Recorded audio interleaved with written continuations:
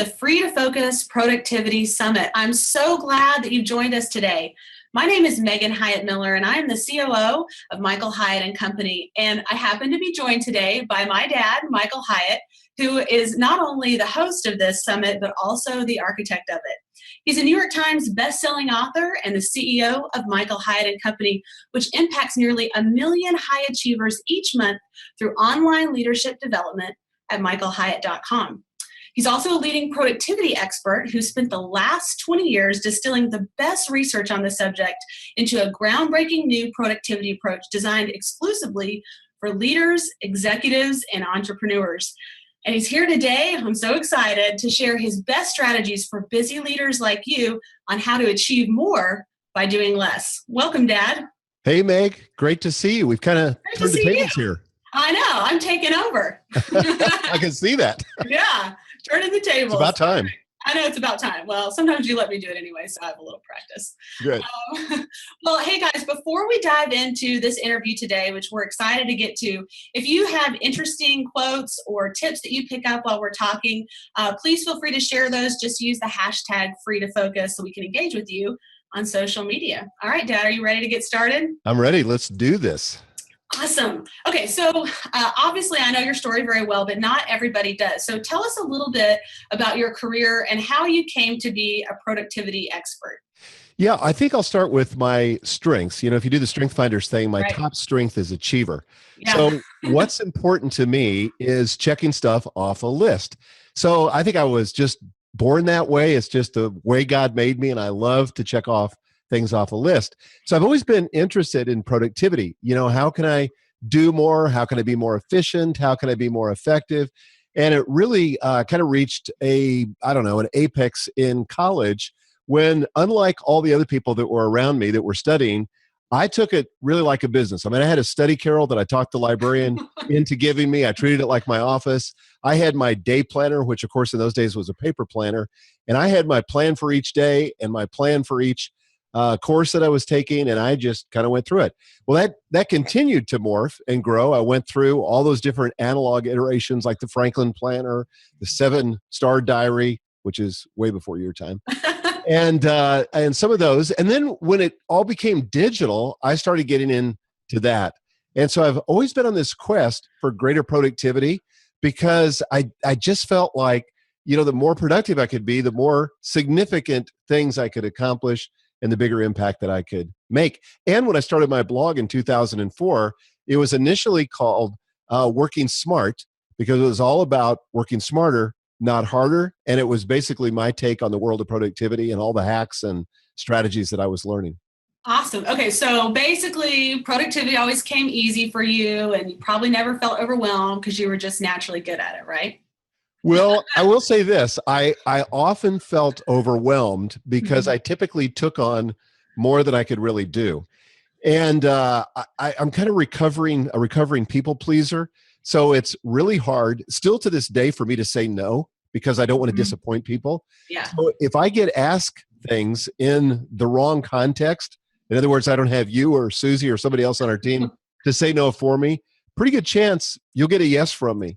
And when I do that too often, and I think we've got safeguards built in pretty well now, but when that happens, my calendar gets too full, my to-do list is too populated, and I can feel overwhelmed just like the next guy. Yeah, I know that's true. Okay, so tell me a little bit about your tenure as the CEO at Thomas Nelson Publishers, where you were leading a really big organization, and some of the challenges that you faced that really caused you to take your quest for productivity to another level. Yeah, you know, one of the biggest challenges people have whenever they're promoted to a new job is they continue to do the old job. And unfortunately, if you continue to do the old job and just add on new stuff, you know, pretty soon you run out of time because managing your calendar, managing your time is a zero-sum game. So I had been told that, I guess, back in about 2000 when I got my first big promotion in the publishing world. I became the publisher of one of the divisions at Thomas Nelson. And I had an executive coach who said, okay, you've got to stop doing a bunch of stuff and you need to identify what you're going to stop doing so you can make room for the new stuff that you're actually being measured against in your new job. So I did that. So I went through and I said, okay, I'm no longer going to do this. I'm no longer going to do that. Well, I did that with each successive promotion until I finally was promoted to be the CEO, the chairman and the CEO of the company. And so I had a big sit down with my then executive coach, and I said, what's all the stuff that's going to go? Because I can't do all this, and only a few things are important. So I identified just a handful of things that I would do, and I realized at that point that I would delegate everything else, or I would automate it, or I would figure out a way to eliminate it so that it was off my plate so I could focus where I really added the most value. That's fantastic. And that made you extremely successful, especially during difficult seasons like the recession that you led the company through that was very tough. But not all leaders and executives and entrepreneurs know how to do that. In fact, many of them would do just the opposite and as a result feel really overwhelmed. So why are you so passionate about helping that group of people, the leaders, to achieve greater productivity and you think about it kind of in a different way? Yeah. So productivity is never the end game from my perspective. And I think it is for a lot of people. They want to be more productive so they can do more and they can do it faster. Right. The problem is that if you do that, you will fill all your available work hours and your weekends and your vacations with more work. Yeah. And that's exactly what most people do. I had an executive, Thomas Nelson, that I did everything I knew how to do to get him to take a vacation, and he would not take a vacation. And he was super high performer. So it wasn't like I could fire him. And, I wrestled with, what kind of culture is this creating by him doing that? What does it communicate to people down the line to him? But I also thought, that's kind of his own business if he doesn't want to take a vacation. Finally, I came to the conclusion, for the good of the company, forget him, for the good of the company and our culture, and for his long-term sustainability, I had to help him recover his weekends and his vacations and get time off to rejuvenate. Wow. So we did that. He did it reluctantly. He was not a happy camper initially, but he did it. And I think it's true for a lot of executives. I think it doesn't come natural. It does for some people, but for most executives, I think they kind of got where they are because they're good at what they do. They're really competent at what they do. And sometimes that turns into a kind of subtle arrogance where you think that nobody else can do the job as well as you can do it. So you don't delegate, and you have this is like a very dangerous conversation to have in your head. You think to yourself, I'm not going to delegate this because it takes more time to explain it to someone than just do it myself. So I'm just going to do it myself. Yeah. If you do that incrementally over time, I promise you, you will not have a life. You will be overwhelmed, and you'll probably ultimately get fired or lose your business. I know that sounds strong, but the reason is that you really can't play at the level you need to play as a leader unless you can do it with a team. And that means delegation. It means knowing where you add value and where you don't, and staying out of those areas where you don't add value. That's great. So in your experience as a productivity expert and as a leader yourself, what do you think are some of the biggest productivity misconceptions that are out there? Well, one of the biggest ones is that if I can just find the right technological gadget or software product, that I'll magically transform my workload and suddenly be back in control and have all the margin I need. The problem with that is that technology has a way of allowing us to do more, but in the same time. So it's not actually buying you time back. It is making you more efficient.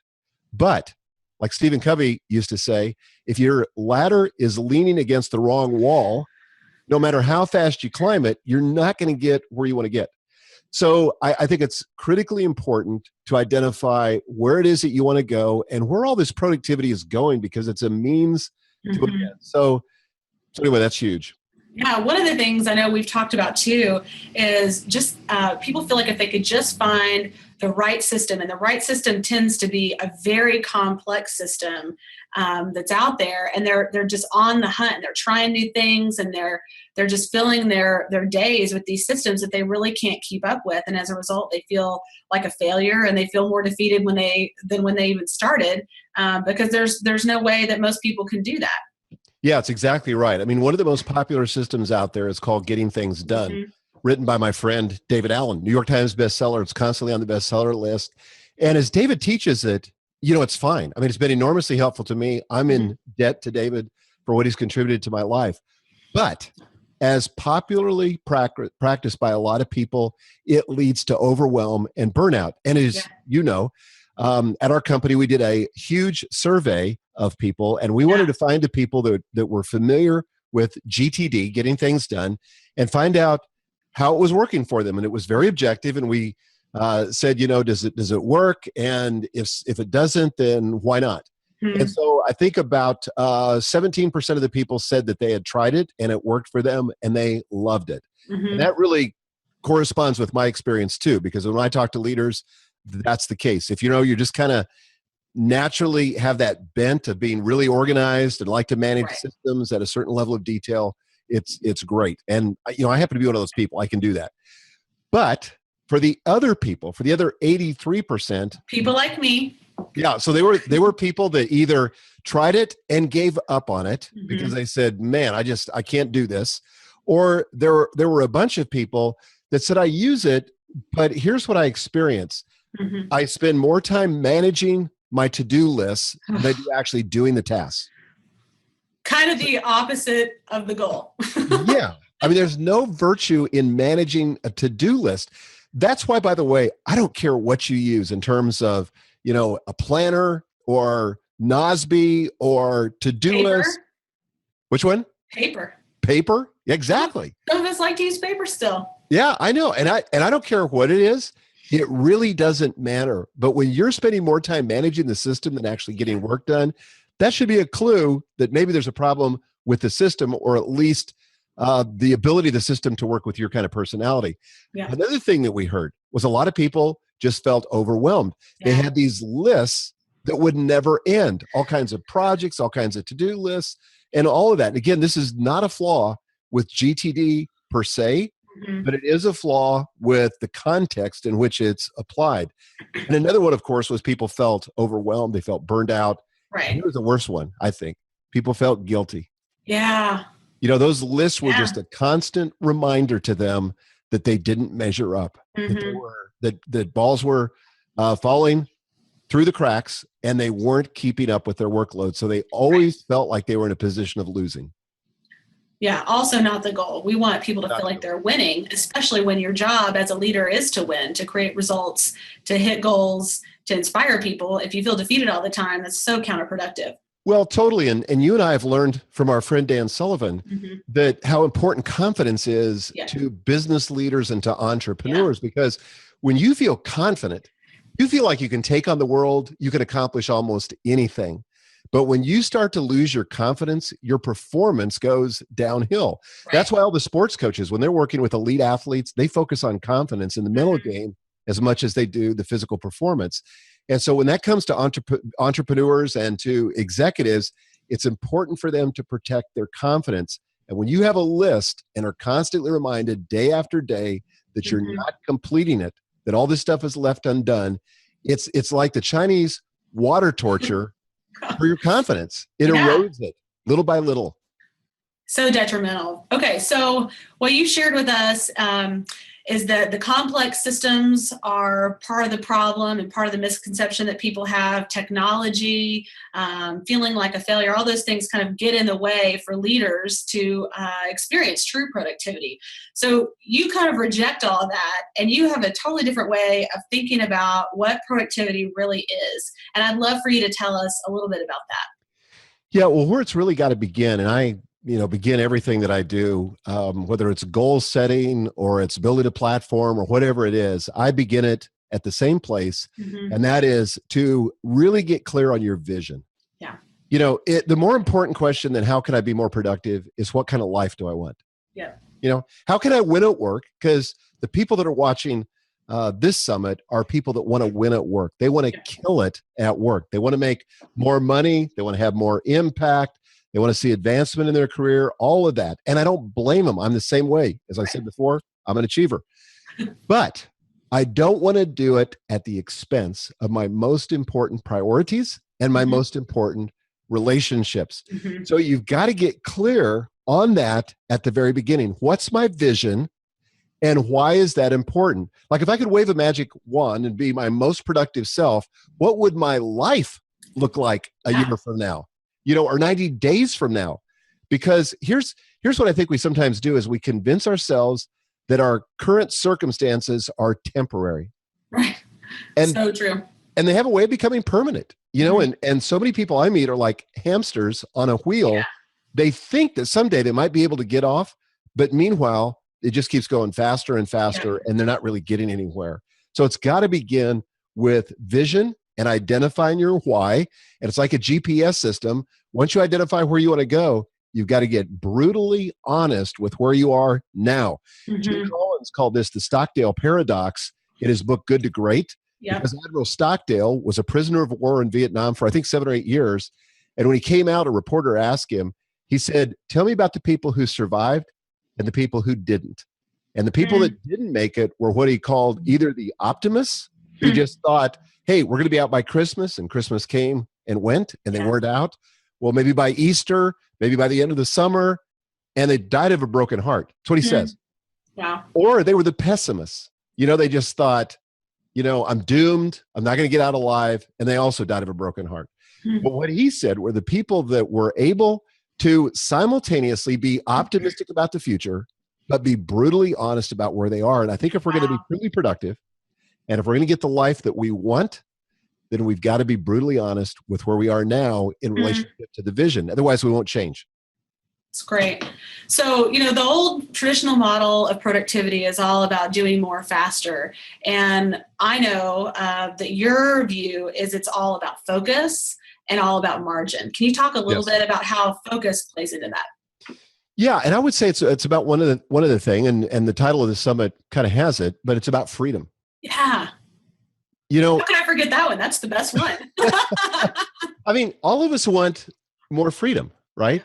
And I think there's at least 3 different kinds of freedom that I want in my life. I want the freedom to focus so that when I'm really locked into a project, I'm not distracted, I'm not interrupted, I'm not fighting my own sense of boredom, but I'm really zeroed in so that I can really have the breakthrough I need to have to do significant things. And most people don't have that freedom to focus. They're like, spinning all these plates, and no sooner do they get started on one task than something interrupts them, or they get distracted, and they don't have the freedom to focus. So it's kind of like we never get to do the work that we were hired to do, or the reason we went into business in the first place. It's like our most important projects just kind of always are perpetually on the back burner, and they never get our best time and attention.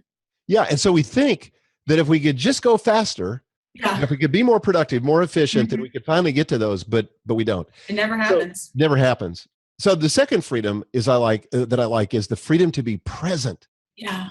Oh my gosh. Well, leaders by nature, I think, are typically futuristic. They're thinking about the future. They're thinking about where the strategy is going to lead.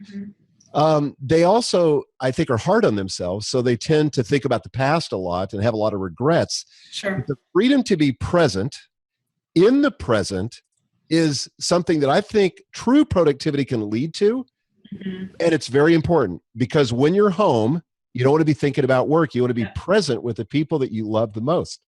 Conversely, when you're at the office, you want to be focused on the work and be present to the problems that are there, not thinking about or worrying about what's happening with your family. So the freedom to be focused, yes, but the freedom to be present.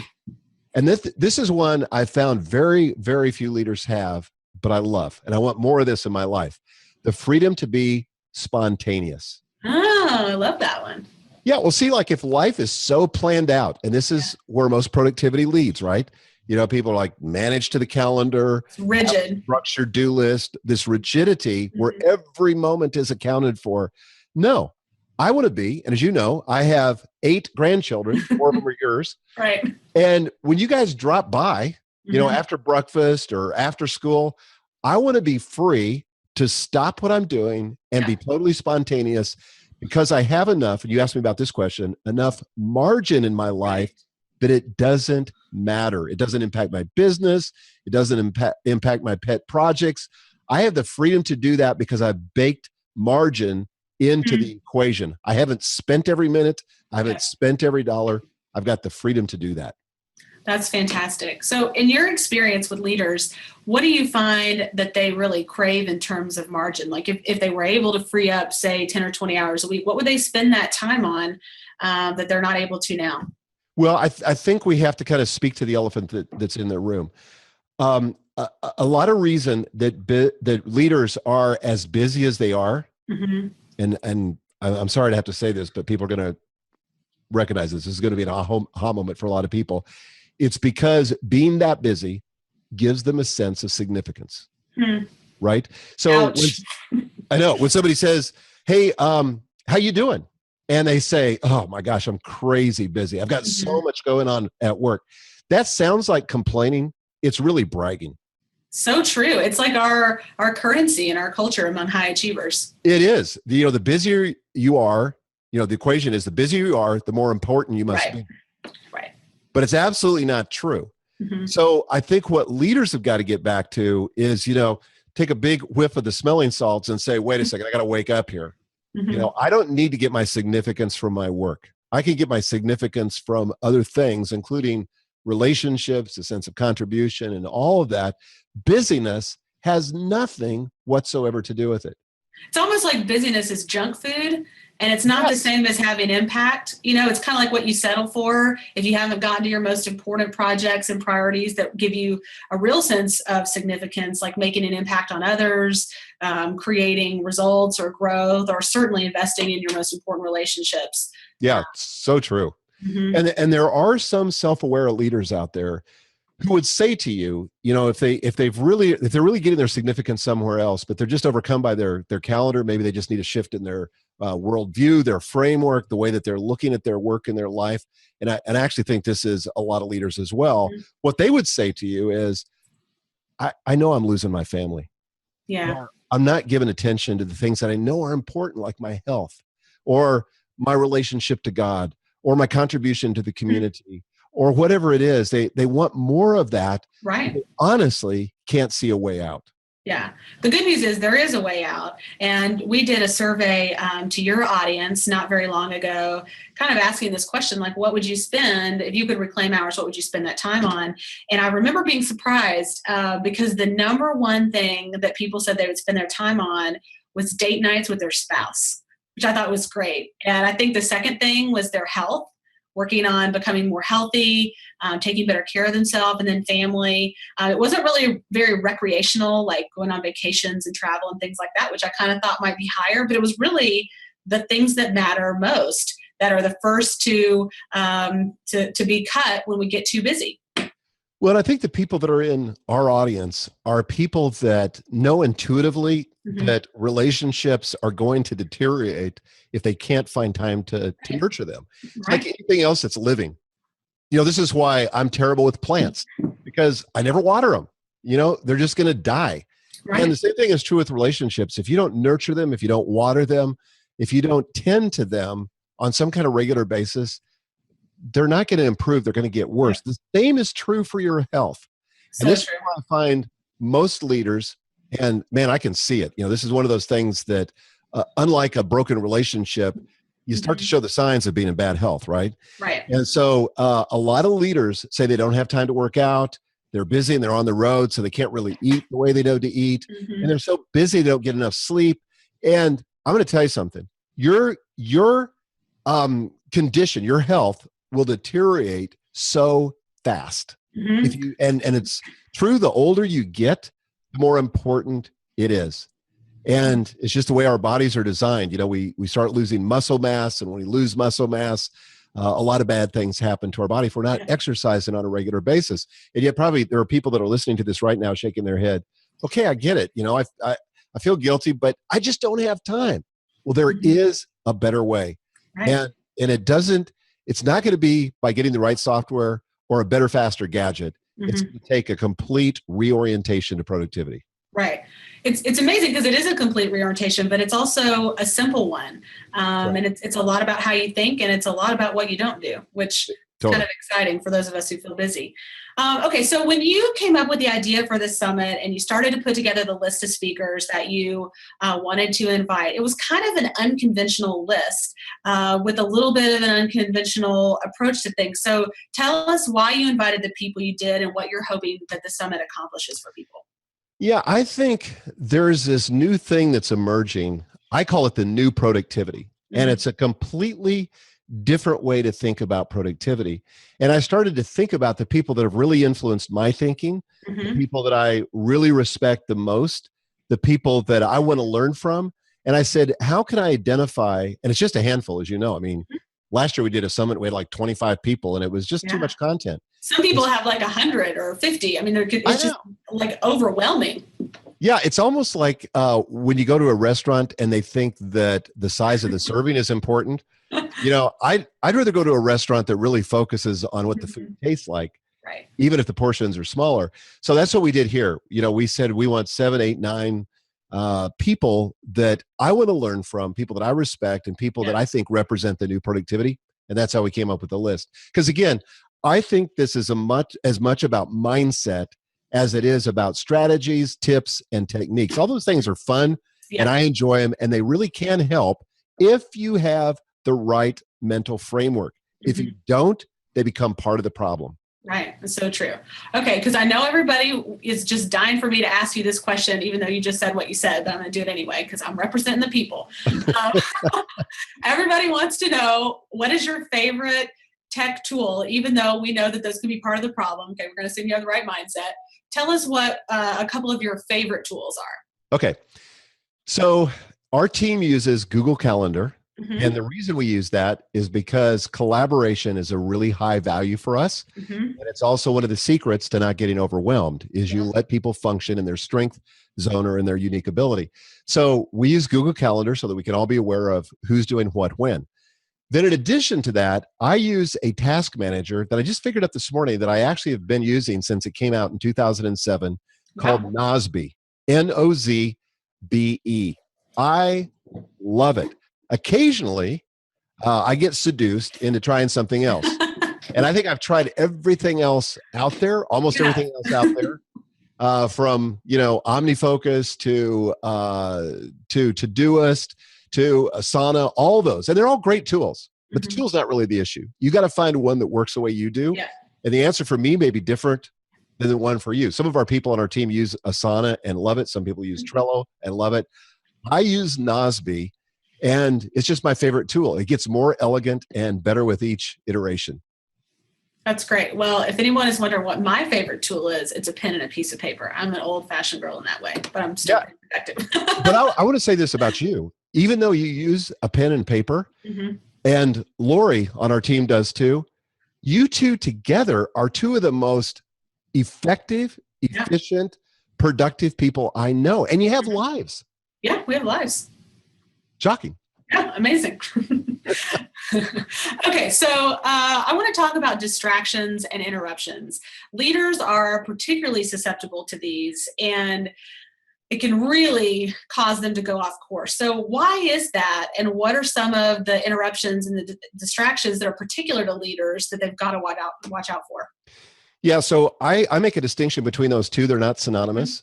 Distractions, in my view, are things that are mostly internal. We allow ourselves to become distracted. And let's face it, we live at a time when there's all this input. You know, we don't have a singular inbox. You know, one of the things that David Allen advocated for, and it was hugely helpful to me and a lot of people, was get everything aggregated into one singular inbox.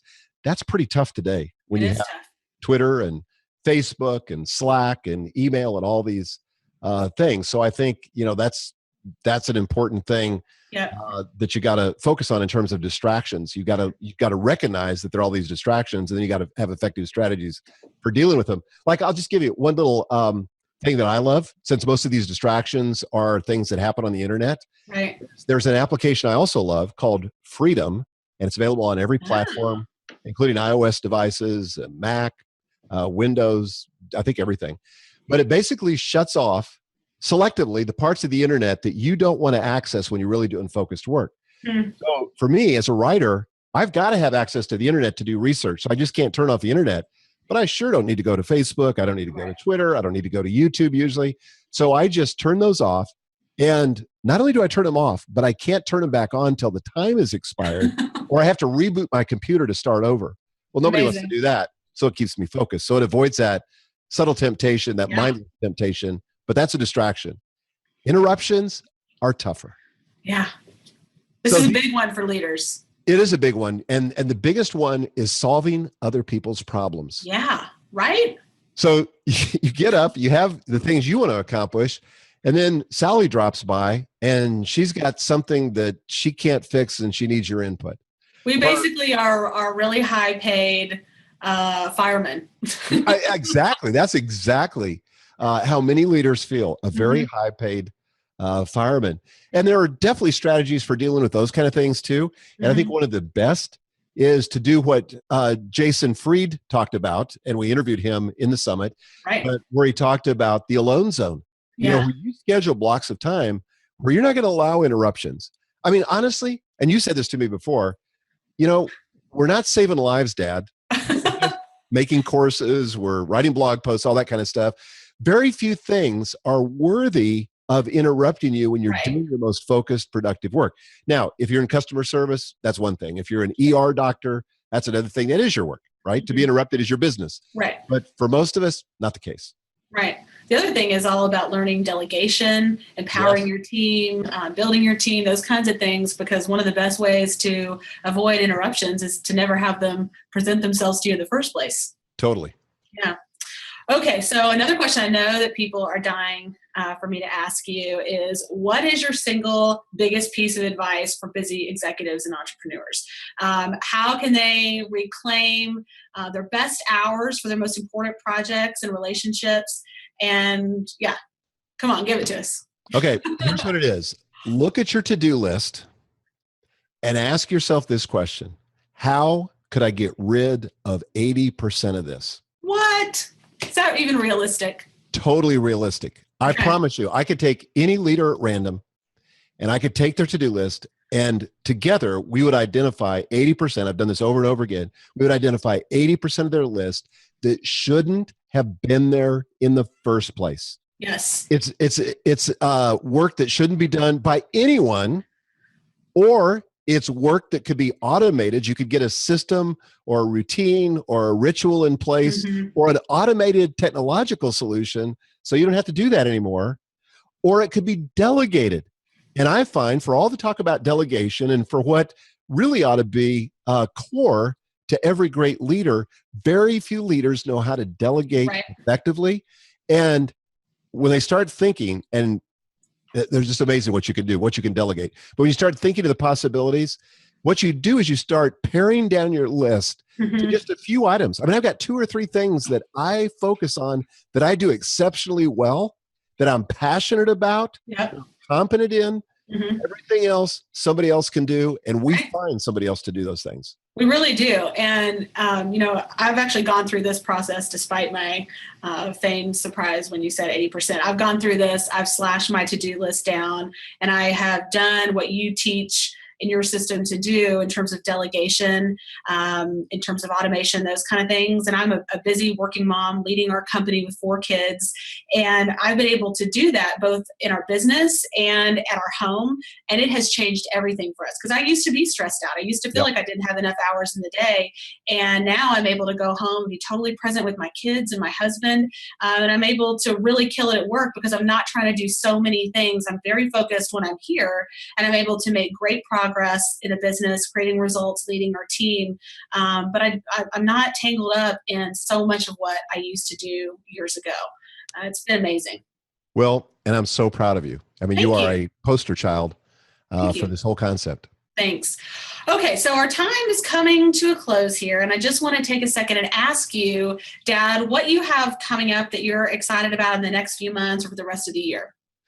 Well, I have spent really the last several months creating this course that I think is the most amazing course I've ever created. And I'm not, I hesitate to say that. I guess everybody says that of stuff they work on, but I'm particularly proud of this because I really do think it's going to move the needle for people. And it's a course called Free to Focus, Achieve More by Doing Less, which is counterintuitive, but I really want that to snap people's heads back. But what I tried to do was I tried to incorporate everything we've been talking about in the last hour and really create a system. And so much of this stuff, if people had the time, if you had the next 10 years, you could go out and research this, and you could experiment and find out what works. You could totally do this on your own.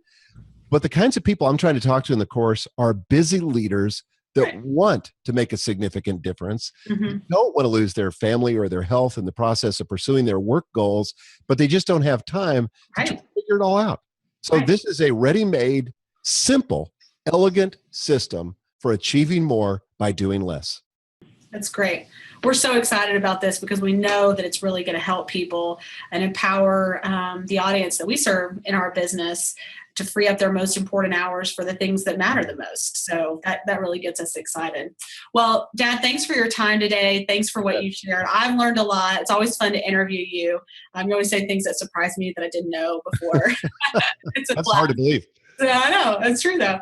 Okay, so for any of you who are watching right now, I have a feeling that something that was said in our conversation really sparked curiosity or a sense of conviction or a sense of urgency in you. And I want to encourage you to take action on that. What is one thing that came out of this conversation that you can immediately go apply this week that would make a difference in your business, in your job, or at home? There's something that we said, I know it, and I want you to take action on that. Okay, I have to read my little notes here because we also have a contest that I want to tell you about. And don't forget to invite your friends to the summit.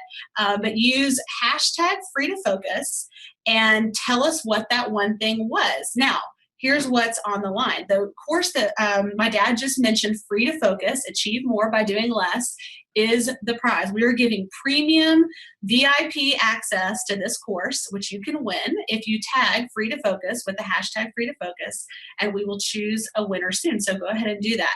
So thanks again for joining us, and a special thanks to our sponsor, EA Help. Stay tuned for a message from them and more of the Free to Focus Productivity Summit. You have 475 unread messages. You have 24 unheard voicemails. Are you managing too much? An EA Help virtual assistant is the solution. We handle the details so you don't have to.